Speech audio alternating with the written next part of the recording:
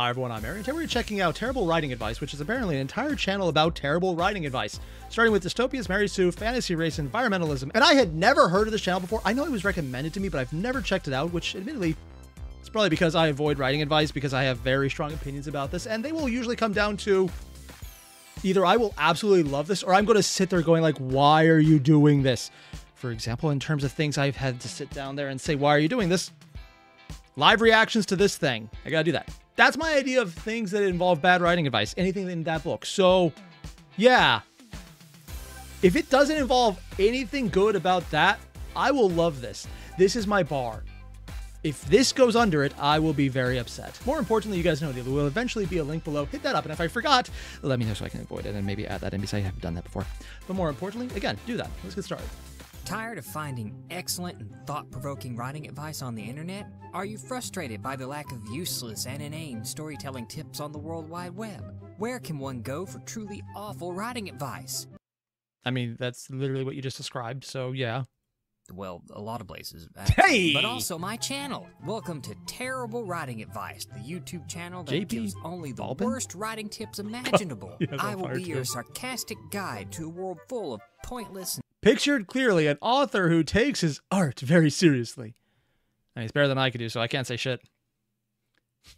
Asinine drivel that only the most loathsome hack can churn out.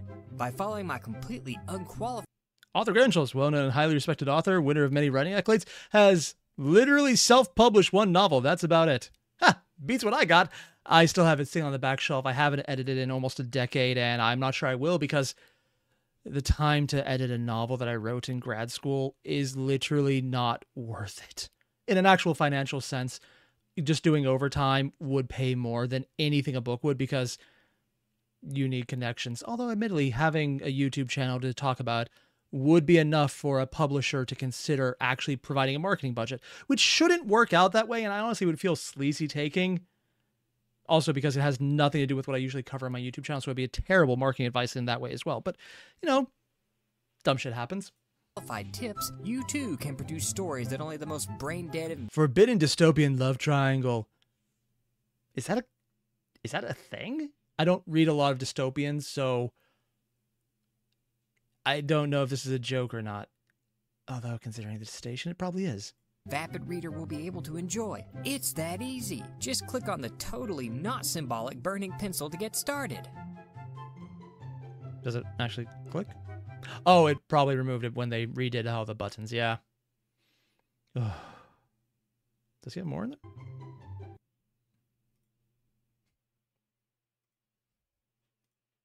No, not going back. Not going back to hand plates. I nearly made a mistake. That would be painful. Moving on. Starting with dystopias. Chapter 1. I don't like this. Do you want to write a dystopian novel? Great! Admittedly, I don't like Dystopia because I read The Road, and everything else seems too happy by comparison. Don't get me wrong, The Road is a great book, but you need to have an apple, a Coca-Cola, and a lot of kittens around if you're going to survive that novel. Those are very specific requirements. The first two are required. The second one is also required. The third one is more just a personal bit of advice, maybe a pillow as well, and someone to hug you or to slap you in the face to make you stop crying. Both are options that would be preferable by the end. Following my expert advice, you too can usher in a gritty, dark future of unending human horror and suffering. Like in 1984, where they talked about automated teller machines that you would go into a bank, but instead of talking to a person, you went to a machine to give you money. That's not a joke. 1984. Sorry, not 1984. That was Fahrenheit 451. You know, the book about burning books that had automated teller machines. Because that was a silly sci-fi thing that was too unrealistic. Yeah. Yeah. When the dystopia comes to life. It's that easy. Let's get started. So the first thing any dystopia needs is an evil, oppressive government. Real-world dictatorships come about as a... 7 years ago. 7 years ago. I can't hungry think what this would possibly be a reference to or anything else. Result of a lot of socioeconomic factors, but no one has time for that pesky research thing, so let's just... There's a joke in here about reality imitating fiction, but I don't think I have the heart to make it. Say that some vague past disaster made everything terrible. Hate a particular... Do you imagine if, like, there was some random, I don't know, worldwide virus that did shit? 7 years ago, guys, this was a dystopian fantasy. 7 years ago. Why is this a thing? Oh, God, this is so much worse. Particular ideology, make a straw man version of it and blow it way out of proportion. Genius. I bet no one has thought of that before. Need inspiration? Why bother reading a history book about real fascist regimes when we can just model our dystopian society after high school? I mean, admittedly, high school is a dystopian society, so that does seem accurate. Not even joking about that one. I would honestly stick to that part of the advice. It does work. Actually, why even waste time with that? Is building a believable and convincing setting really necessary? Of course not. That's time better spent on setting up a love triangle for the protagonist. So now we have an evil government without any logical reason for existing, and a setting completely lacking in detail. But we are not done yet. Now we need some villains. Don't worry, villains are easy, so long as we don't waste time characterizing them. Wait, what did that say? I feel I should know that reference. Character traits. Hates goodness. Has evil laugh. Thinks Undertale is overrated. My God. That is completely impossible. Truly, this is insane. We don't waste time characterizing them. Short on time? Use a classic evil dystopian overlord. Remember to make him vague and mysterious to avoid actually having to flesh out his character. I mean, admittedly, it's when they flesh it out and it's bad fleshing out that's usually the worst part. Vague and mysterious actually works well. It does work. As long as when you have the reveal, you have at least found a way to make it work by the end. For example, Palpatine. In the first two movies, well, I guess 4 and 5 movies now, he was mysterious and very rarely mentioned and just like that, oh God, what's going on? And he was scary. And when they fleshed him out, he was still good. A lot of places, other Star Wars movies, don't do that with their mysterious villains who don't remain mysterious, and sometimes finding out more did not help, like certain other Star Wars movies. Sure to give him a highly trained but strangely incompetent elite military police force that I mean, admittedly, Stormtroopers had really good accuracy compared to real-life accuracy ratings because someone has made a point to go frame by frame to count what their shot KD ratio was, and it was actually pretty good. It wasn't like perfection, but compared to what apparent real-world KD or hit ratios are, they're surprisingly low for the amount of bullets you put out there. So yeah, actually, Stormtroopers were actually competent shots. I know what I said. People have looked way too into this, and when I was on a late-night binge because I couldn't sleep, and I found a bunch of channels going through this, and they had the math to back it up with shot-by-shot counting and then showing what the actual statistics were from the Defense Department. Yeah, these are things that exist on the internet. Constantly fails to capture a bunch of plucky teenagers. Speaking of villains, make sure all of the smart people are evil. We want to teach future generations the dangers of science, intellectualism, and free thought. We don't want our dystopian novel to actually be about thinking for yourself after all. I mean, at least something still stayed fiction. That would be double plus ungood. Now that we have 1984 reference, double plus ungood. Although admittedly, the smart people weren't all the evil ones there. Mostly because there were no smart people. It was just people who taught themselves stupid. Are they kind of smart or stupid? I honestly couldn't tell. Still can't now. Have our villains, we need our protagonist. We could have our protagonist be an ordinary person who chooses to rebel against an oppressive system they've previously been complacent in, proving that even average people can change a corrupt world. But that would be stupid. No, we need our protagonist to be a teenage girl who is a special snowflake. Don't actually make her pretty, though. Describe her as ordinary in appearance, while every attractive male character... I was your childhood friend, remember? I'm the rebel bad boy who is impressed by you for some reason. I mean, admittedly, the guy being impressed by a girl is a very low bar, so that still does actually check out. character falls madly in love with her at first sight. Never actually have her work for anything. Make sure she effortlessly succeeds at whatever she tries with only minimal training. Are there any adults around? If they are, then make sure they are completely useless, or At least some things are correct this way. even actively working against the protagonist. If the protagonist has parents, make sure they too are worthless or dead. We can't have reasonable people resolving our plot after all. I mean, this is not just dystopians. This is literally every YA novel. Admittedly, there's a trope, and if you don't follow it, people get mad. So while he's describing horrible writing advice, I hate to say this, but it actually would be bad marketing advice. There's this weird thing in writing where even if it's bad, people expect certain tropes. And when they don't have them fulfilled, they get angry. For example, in a lot of romance writing groups, publishing collectives, you have a specific outline of what you're going to write. And I don't mean this as, okay, make sure to have these plot points. I mean, you have so many sentences and so many paragraphs in this many pages to write the intro scene. By page 10, they need to have met and fallen in love. By page 12, they need to have had at least one sex scene. By page 20, there needs to be a love triangle established, followed by another steamy sex scene. And it has to be exactly this pages long, this many paragraphs with this part. The specific aspects of specific actions need to be detailed in these specific paragraphs. It is that specific. And the reason they have that is because if you do not do it, the readers will rebel. That is what a lot of mass market media is. It's not because they found the best formula. It's because the readers have found the formula they like and the people who will give it to them. Or in my case, it's just a generic isekai with an even slightly decent plot, and I will just watch the shit out of it. It's comfort food. That's why it exists. It's not meant to be good. It's meant to be good enough. When it's really bad, it stands out. But if you can get a decent writer doing decent schlock regularly with slightly different plot points, it's still enjoyable. That's why it's there. So even though these are bad plot points, they're plot points that the reader of this specific genre would actually appreciate, and it makes writing it really easy because you can fall into a groove. As long as you can just iterate slightly on different characterizations, different plot points, it works. It's horrible, but it works, and I hate it. I really hate it. But if you're good at it, it actually is a good way to make money because you can more or less plug an AI into it at this point and then just edit their work.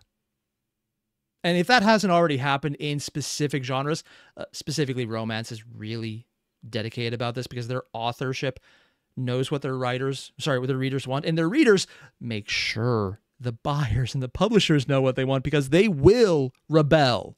I don't mean that figuratively. I don't mean that metaphorically. I mean pitchforks come out. They are vicious. And again, not metaphorical. I mean, call the police, you're in danger. It's scary. Speaking of plot, many would assume that dystopian fiction is a cautionary tale about failed societies and a grim commentary on the human condition. But that is nothing to say here. I have no thing to say here. Nothing ironic stands out to me about what he just said. Is completely wrong. Dystopia is all about love triangles. Make sure the protagonist has to choose between not one, but two hunky guys. Only two? The drama. Fail. How cruel is fate when one must choose between two. Oh, he's completely off base here. Neither one of them is a sparkly vampire or a werewolf. This is completely unrealistic. Awesome things. What a harsh world our protagonist must endure. But hang in there, we're almost done. Although the love triangle will take up most of the plot, some time must be spent sorting out that whole evil dystopian government thing. I wish I had a love triangle. Yeah. Naturally, our protagonist will be the one who leads the charge. Even though the dystopian government has legions of professional soldiers, absolute control over all of its citizens, and a Why do they have the wibbly eyes? willingness to do anything to achieve victory, they will prove completely ineffective at stopping a single team. I mean, admittedly, this part isn't nearly as crazy because if there's one thing that's accurate, they kind of do have that issue in real life. So, not the being overthrown by a dystopian teenager, more the, if you get so into it, you're highly focused on the thing that's not going to shoot you in the back. So, it's wrong, but not entirely wrong. It's just mostly wrong. teenager. Once the dystopia is toppled and its citizens freed, make sure to spend the remaining time detailing the conclusion of the protagonist's love life and not on the huge power vacuum and rebel infighting that would surely occur after the fall of a central political system. I mean, that part is completely accurate, and he's right. After all, classic dystopian novels are known for their happy endings. Now we have everything we need to make an awesome romance, dystopian story. Good luck, and may the words ever be in your favor while you create a brave new world. I get one of those as a reference to the Hunger Games. That's it. I never read them, but I get that reference. But for some reason, I feel the rest of it is also one. Well, at least until the government decides to burn all the books. But that's okay. You will probably get a movie deal before that. 7 years ago. Remember, this was 7 years ago. The before times.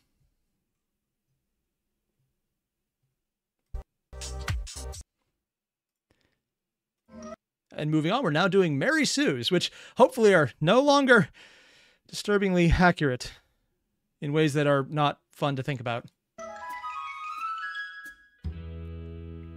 The perfect protagonist. One thing every story needs is a protagonist. But what kind of protagonist, one might ask? Why, a perfect one, of course. Let's get started. At first, creating the perfect protagonist may... Okay, this is weird. I'm not sure if it's coming through on everyone else, but like the audio is really odd in this one. It's flitting around. Is it an older video? No, 7 years. I guess maybe he just tried a different audio setup. I've done that before.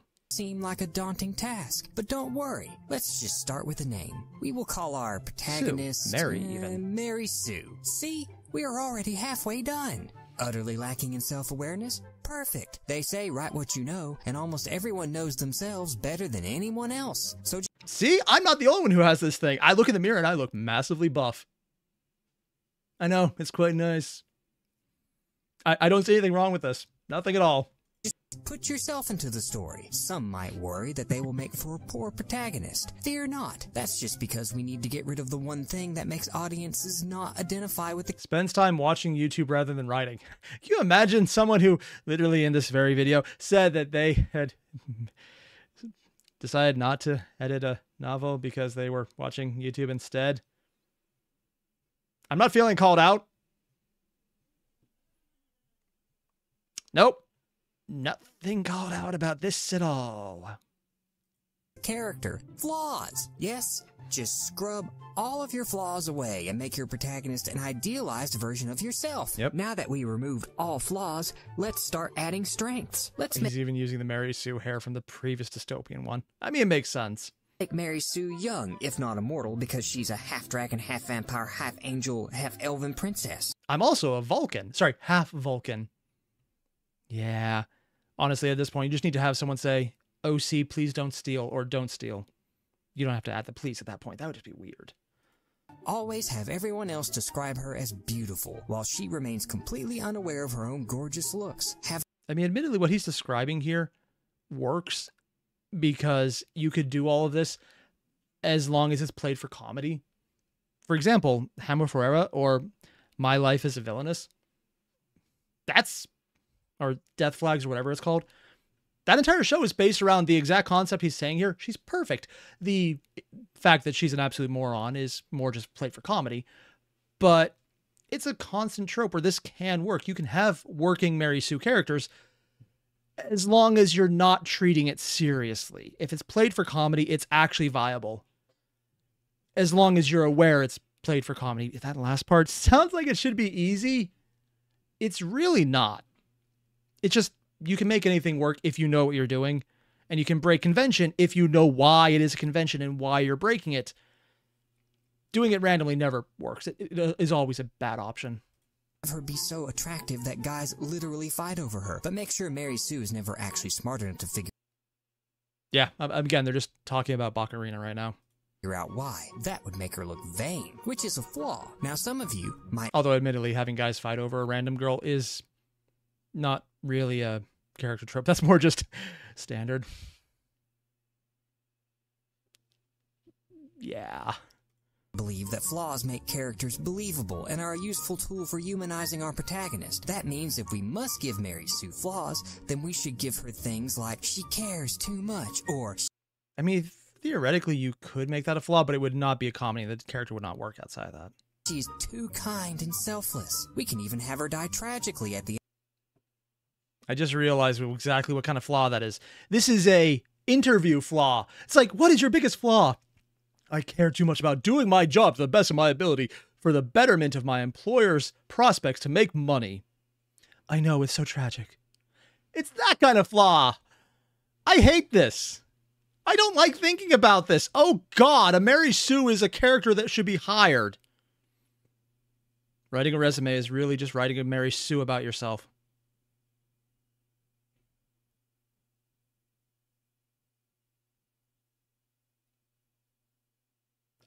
I want to unthink this.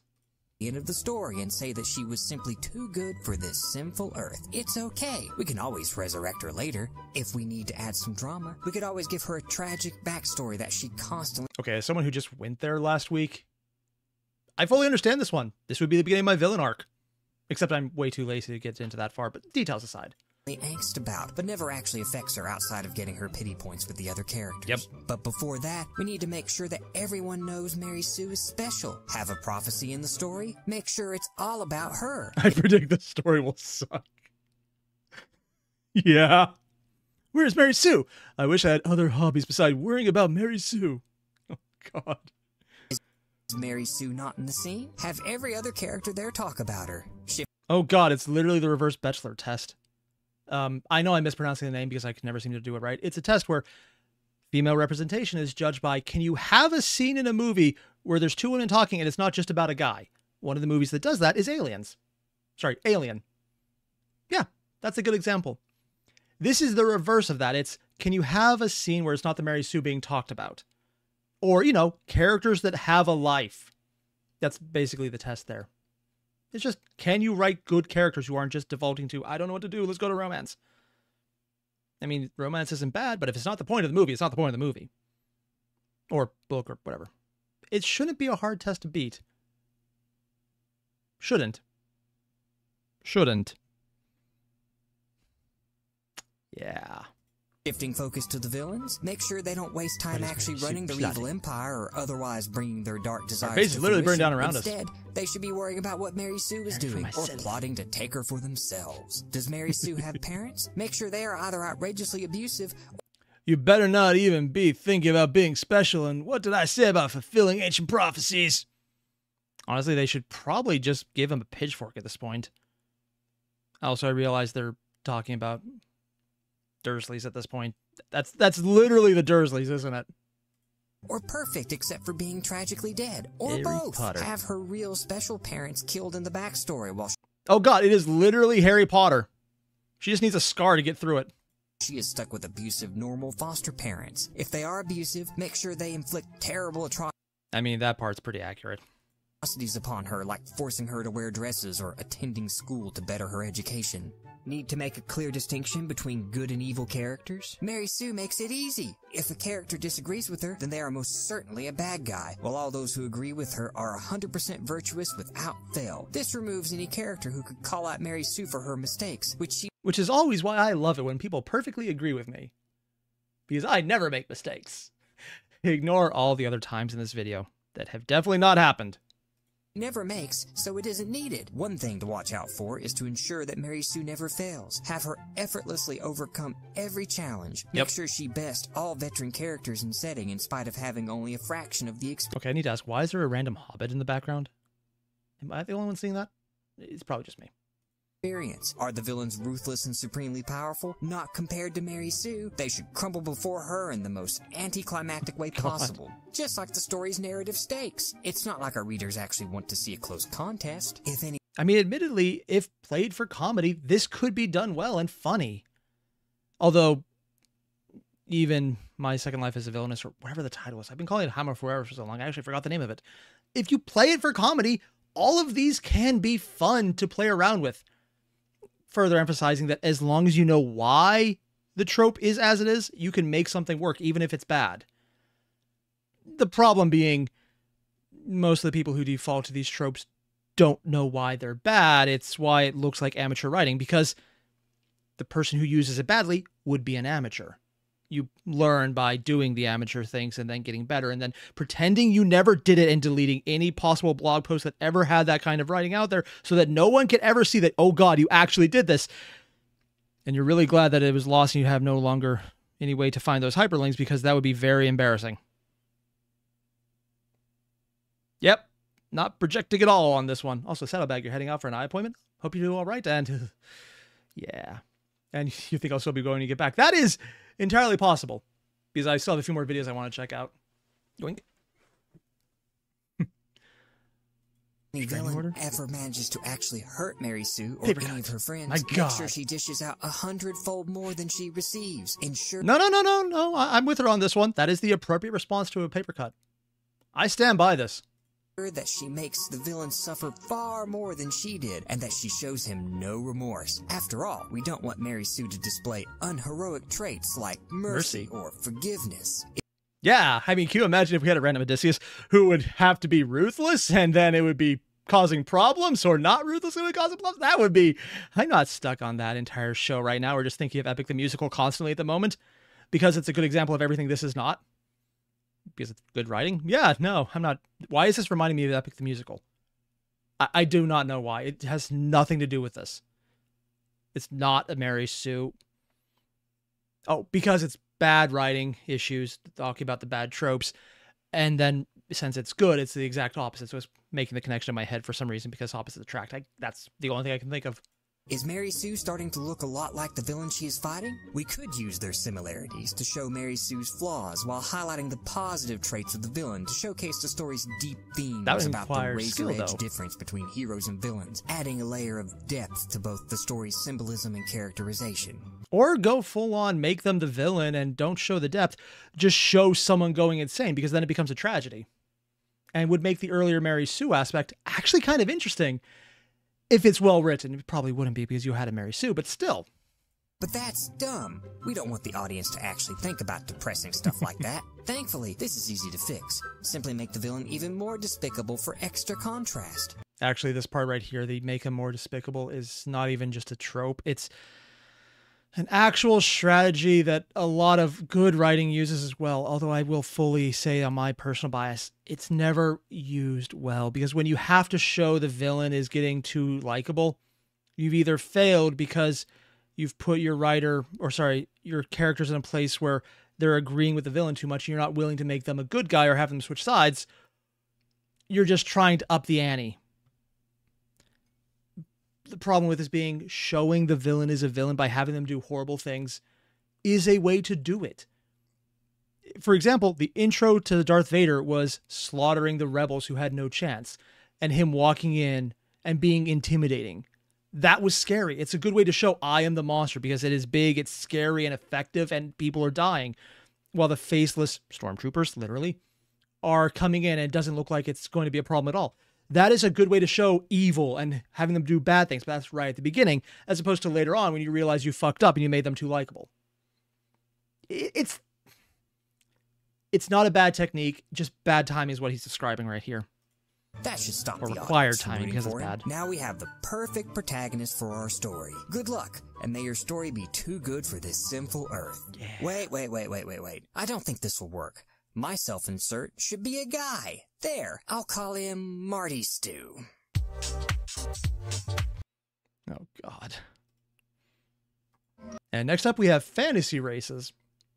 This one I don't know much about just because they're just kind of generic. Most people copy Tolkien.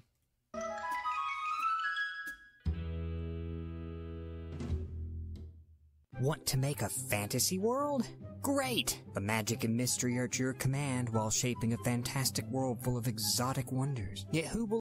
It will probably just be Tolkien because everyone knows what an elf and a dwarf look like in Tolkien-esque writing.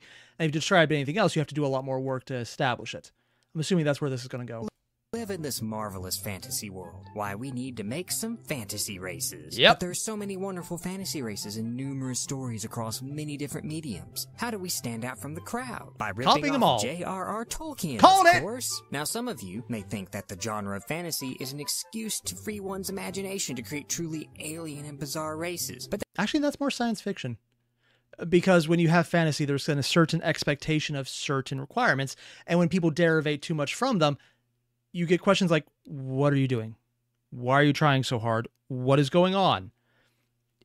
It's kind of like when you go into D&D and you find all of the crazy races that have nothing to do with the basic standard elves, dwarves, halflings, dragons. You get like, oh, so there's random robot people now. Okay. And that level of skepticism in my voice is essentially what you get here. So I'm going to preface everything I say here. While he's talking about something that is true and you can do this, this is another one of those people looking at fantasy have certain things they expect, where a lot of that world building can be done in science fiction still, because we haven't had a codifying piece to such the same extent as Lord of the Rings kind of codified what fantasy is. There's been a lot of science fiction, but they've been very different over a long period of time. Prior to Lord of the Rings, for example, what was it? The time traveler stuff. The Wheel of Time, not Wheel of Time, that's a different book. I cannot remember. It's where you have the chair, you sit around, you go to the future. Mole men were involved. It's a classic 1900s novel about time travel. It's probably called The Time Traveler for all I know. But stories like that were science fiction and had fantasy races in them. And then we have Star Trek fantasy races, which are essentially fantasy races, but they're somewhat science fiction-y. Vulcans are definitely just elves. And then you have other things like Dune, where it's mostly human until it's not. And they're all such codifying pieces that the actual differentiation means that you can have more variety. He's going to talk about an actual problem, but the biggest issue here is that the reader would still like the genericism of it. Kind of like in my earlier ramble about romance, that is actually a thing you have to consider, because just because you can do a good job doesn't mean the writer will appreciate it. Sorry, not the writer. The reader will appreciate it. It's called The Time Machine. Wow, Pilo, thank you. And also, I'm kicking myself by forgetting the name that is literally the description. Yeah, that's on me for forgetting. That is utterly wrong. Fantasy is all about being derivative and not getting out of your comfort zone. It is very... I mean, yeah. You can do crazy stuff, but you got to earn it with all the boring stuff too. Or just be an obscenely good writer. Brandon Sanderson.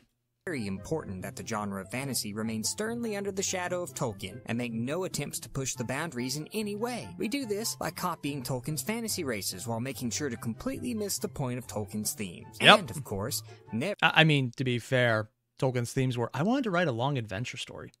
He actually wrote an entire foreword about that, and it made sense. He was just having fun with that. He worked themes into it, but a lot of it was just, this is fun, let's do it. Never should we actually bother to read the original mythologies that inspired Tolkien to create his works. No one Also the part in the Fellowship of the Ring where he went on an entire rant from the perspective of a talking squirrel about trains. That's not a joke. That is in the book.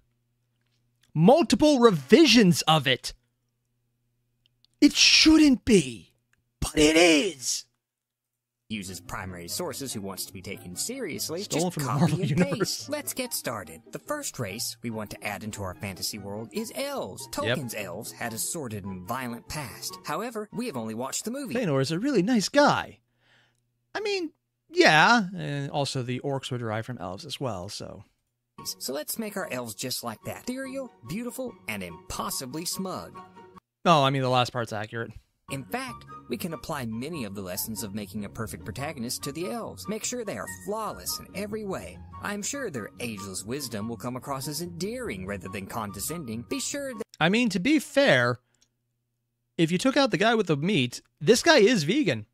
If you drink nothing but beer as your entire diet, that is vegan. Although apparently there are some meat-based beers, and even saying that kind of sounds disgusting to me. They use their heritage as an excuse to lord over the other races. I can't see any historical parallels at all. So Nope. now that we have our eternal and Also, literally, what 40K does with them plays that straight, so it kind of works there. perfect elves, what do we do next? Why, we add more of them. If readers like one race of smug, pretentious, and lecturing immortals who are always right, then they will love to have a whole bunch more. Want to preach about environmentalism? Use wood elves and make them tree-hugging hippies. Want to make your elves edgy? Send them through a goth phase and add dark elves. Why? I mean, I realize this is basically just describing D&D, and frankly, he's not wrong. The worst part is, this is horrible writing advice, but it works. This is what it's actually bothering me. Yeah, I thought I was going to say that it's bothering me as a joke, but no, unironically, I'm bothered by this. It actually works.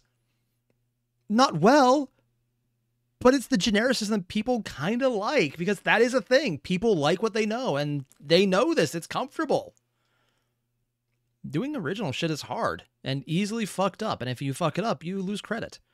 Or more likely, no one notices. You can have more time to do something else you like after that, but it's a lot harder to do it again.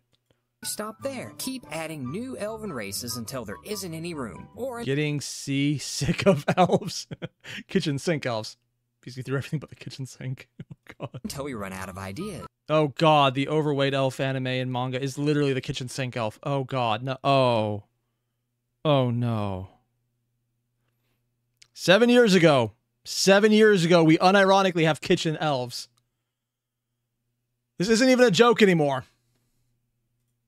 Speaking of running out of ideas, dwarves are the easiest fantasy race. Just copy them directly from Tolkien without changing a single trait. We may need to give them a Scottish accent to save time rather than creating a whole distinctive language. Need a source of steampunk technology? Dwarves will be the go-to origin of any mechanical devices within the setting. But don't bother to explain why the elf crusher. Nice. Haven't used their technological edge to conquer all of the other races. Make sure they stay within their underground halls, not having anything to do with the plot. But don't Yeah, Aragon, I'm looking at you. leave them out either. We can't deviate And also Dragon Age.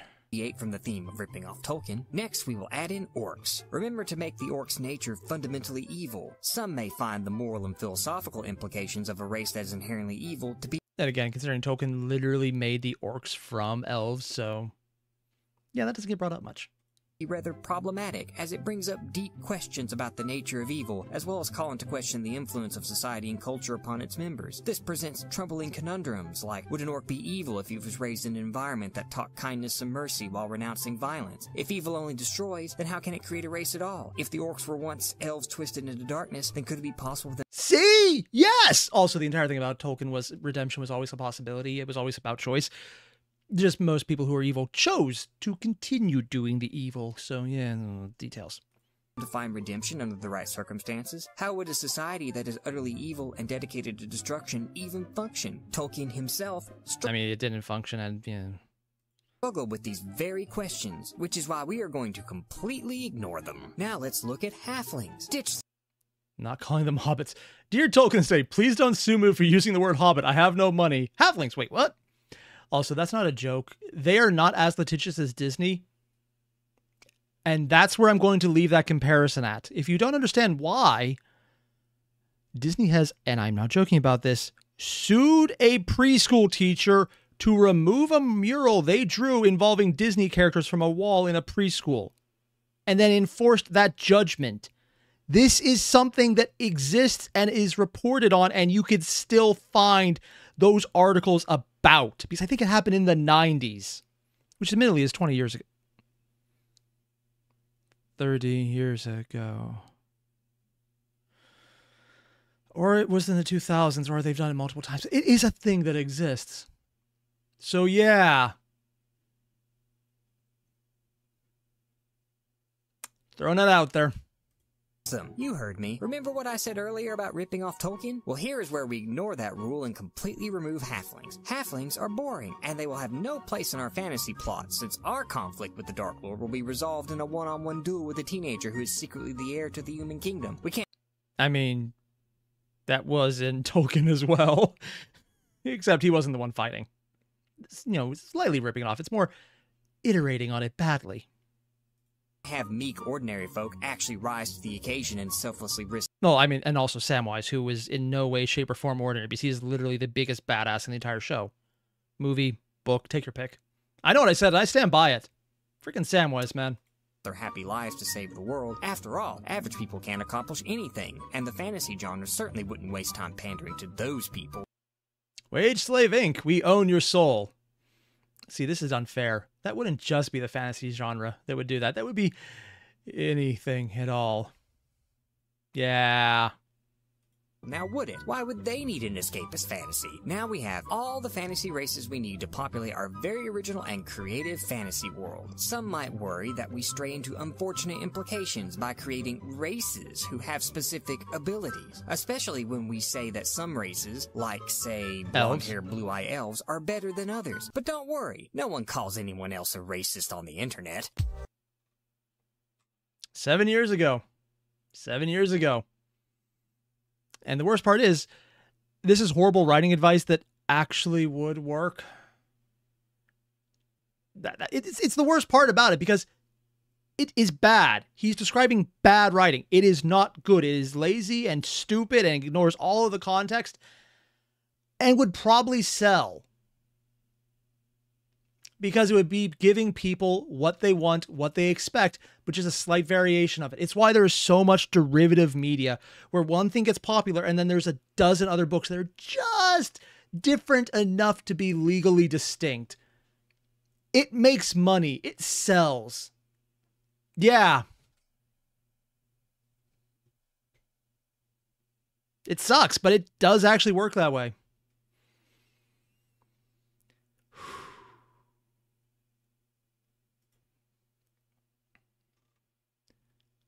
That was the first three in. Yeah, we got alien invasion, urban fantasy, and environmentalism.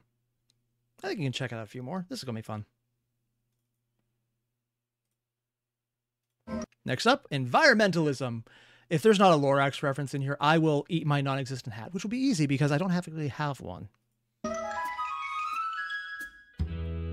Also, if anyone knows how to sell or say his name, I'd appreciate that. Is it really just enough? I just realized I asked how to say someone's name to text chat. Yeah, I did not think that question out. That one's on me. To tell an entertaining story? Does a writer have a responsibility to teach a moral as well, actually? Wait, what? Why does he have the money? Also, I was going to just point out the responsibility to tell a moral. I personally don't believe there's a responsibility. It's a choice. And morality plays are one of the most dedicated styles of writing that have existed for the longest time. In fact, there was a time where if you didn't write a morality play, you would be in trouble. And I don't mean you might have people not liking it. I mean legal consequence and or the Inquisition would find out because it had to be a morality play. Yeah, that was a thing for a while. I know there were actual specific laws on the book in France. I think other countries enforce them either informally or formally. I don't quite know nearly as much. I just focused a lot on the morality stuff of France. Oddly enough, because of art, but it did vary into literature as well. And then let's not even get started on the Inquisition, the church's influence in there. Yeah, so those were all things as well. But yeah, morality plays are actually incredibly, well, standard.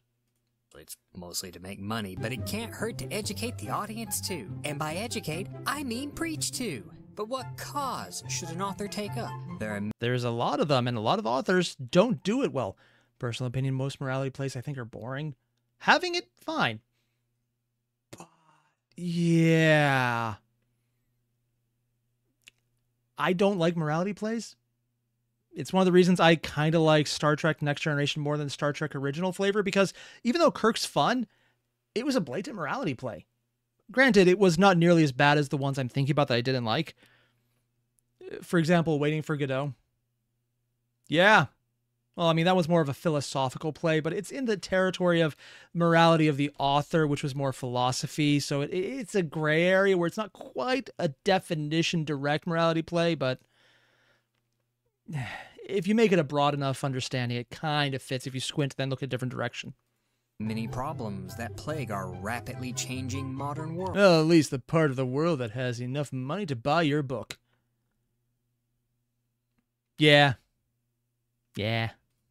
Yet there is one issue that any author can champion without investing time into lengthy and difficult research. Environmentalism. Reference coming in? Now, some may mistakenly believe that extensive research helps an author discuss the complex and nuanced issue of environmentalism. Fear not. If it's one thing that Hollywood has shown us... Let's do a reboot. Prequel of Captain Planet. Okay, 1. Why? 2. That actually sounds like not a bad idea. It actually could be kind of cool. It's that being knowledgeable in the issues one is... A sequel, prequel, or a reboot? I mean, all three could be done well. I mean, it's Captain Planet. You got all the room to work with on this one. And it's not such a beloved franchise that people are going to be like, that's not what we did in the original one. The original one was shit, but it was shit that was schlocky enough that was funny. You got room. Presenting is completely optional and often counterproductive. You see, tackling a sensitive and complex problem takes time and effort, both of which we need to avoid at all costs. Now the great And as someone who is a distinct benefit relationship, yeah, I have a distinct benefit relationship with avoiding all time and effort spent on anything, so I completely agree with anything he's about to say. thing about environmentalism is that it can be inserted into any genre, much like high fructose corn syrup is for food. Be sure to shoehorn that theme in no matter how. Oh yeah, Next Generation with Geordi. Yeah. And I know what I said about liking the Next Generation more when it's also blatantly morality play. Star Trek was, yeah. But the initial Star Trek was way more blatant, where I think they actually worked it in better in Next Generation. I'm just saying the word better. Not that it was always well done, just that it was done better. Personal opinion.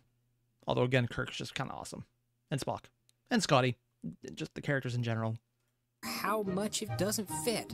On a fantasy quest to stop a Dark Lord, be sure to completely derail. Right after this important the lesson on the life cycle of trees.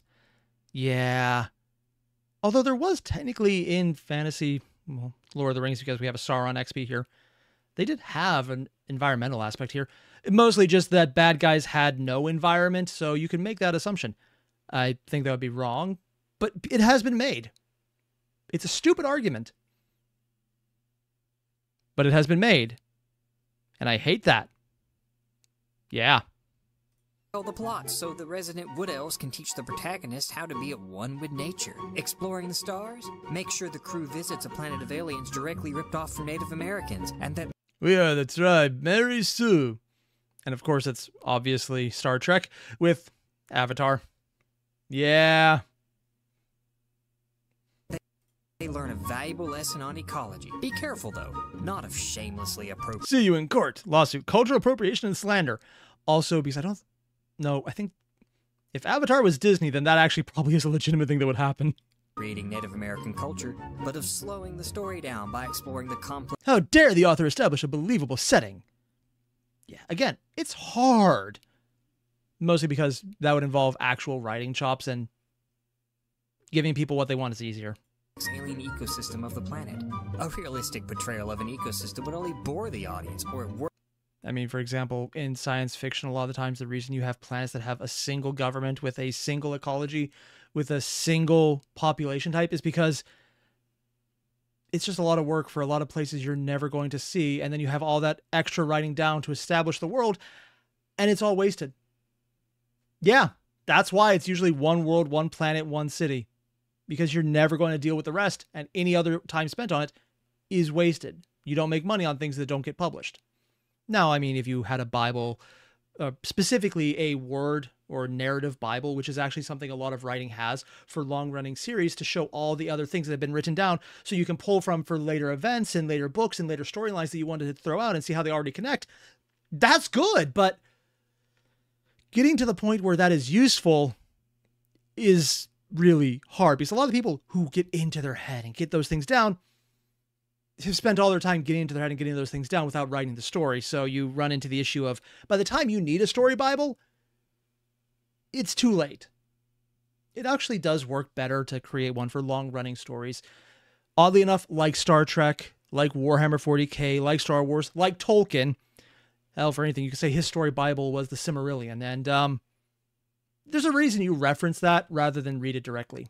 They're not meant to be entertaining. They're meant to be, this is what's happening. Yeah. Yeah, you really shouldn't read the Silmarillion. Just get the Cliff Notes. Worst, make your Native American stand-ins appear imperfect. Speaking of realism, avoid showing realistic predator-prey relationships and be sure to only... Bunnies reproduce so fast because they are full of love, right? It's the Tribbles. They're literally referencing Tribbles here. Highlight the positive traits of the natural world. We can't have our... No, because bunnies are nature's popcorn. Yeah, pretty accurate. Undermined by Mother Nature herself, who is a powerful and cruel force that lays low even the greatest of mankind's works with a terrible fury never meant... No, there's no joke there. That's just accurate. and all the horrible and nightmarish parasites and apex predators that stalked the world and that drove... Thing is, he's referencing right now, it's the anti-naturalism where there was an entire movement in writing where nature was key and beautiful and kind and completely ignored this. So it's actually kind of funny to me because he's describing an actual writing style, codified and well-respected with really good writers getting into it. There was an entire movement where nature good, civilization bad. I think it was around the 1800s. I'm not sure if it was near the end of it or the early 1900s. But it was an entire thing. Specifically in Britain, it was very popular. Probably France as well, but I think they were more into Enlightenment. Or, sorry, existentialism was taking off around then. Time periods suck for me. I'm never good at that part. But yeah, naturalism as a writing style was a thing where nature was key and beautiful. Ignoring the fact that, you know, there's dark shit in there. Nature is nice and beautiful and also will eat your face. And the rest of you with it. Drove our ancestors to cower and hide into darkness for fear of being devoured alive. Yeah. Instead, portray all animals as innocent and kind compared to the evil corporations that plan to... I mean, this is not even environmentalism. It's just a standard writing. Yeah. Yeah. bulldoze their happy forests. Now, environmentalism has Ferngully. the added bonus of being easy to make villains for. The most common is the evil corporation. Real How do we keep getting away with this? Ask Brazil. They figured it out by this point. world corporations often use short-sighted means that cause environmental harm as a byproduct of their manufacturing processes. But explaining all of that... Yeah. Yeah. It's actually very easy to find those in real-world situations as well. It's honestly not even required. It's not even hard. Just look up Superfund site, and you can more or less just copy and paste that in. to the audience is boring. So let's make our corporation evil for no reason at all. Have them go out of their way to destroy the environment even if it costs them... Maybe I should make our company mascot a smog cloud that is voiced by Tim Curry. Yeah, Ferngully. money. At no point should the evil corporation even consider the massive PR hit they would take by turning... I mean, admittedly, 7 years ago, this has proven that you probably ignore the PR hit as well. Sir, our investors are growing concerned about your burning their money. Tell them that they're burning it to make more money. You know, that's going to be a joke, but that actually might work. pristine wilderness into a parking lot for a strip mall. Also, be sure that no one in the evil corporation is smart enough to point out that the goods and services provided by the corporation allow them to make a profit and thus... Yeah, can you imagine a corporation ignoring things that might destroy them in the end? Like making sure doors don't fall off planes. I mean, can you imagine if Boeing decided to suddenly sabotage themselves in multiple flights and space shuttles? That would be so crazy. 7 years ago, guys. This was 7 years ago. Why is reality making the bad writing advice more realistic? I don't like this. employ people and grow the economy. Letting them actually have a reasonable argument would only undermine our own. Although we have an evil corporation, there must be more we can do to contrast them with the heroes. Why, there is! Our heroes are one with nature, unlike those evil technology-loving corporate stooges. Can you imagine a guy talking to random people through technology, through an electronic transfer method with a screen in front of them, a microphone to absorb their words, and other screens on the side to capture their likeness and transmit it so that it's all compiled together? That would be so crazy.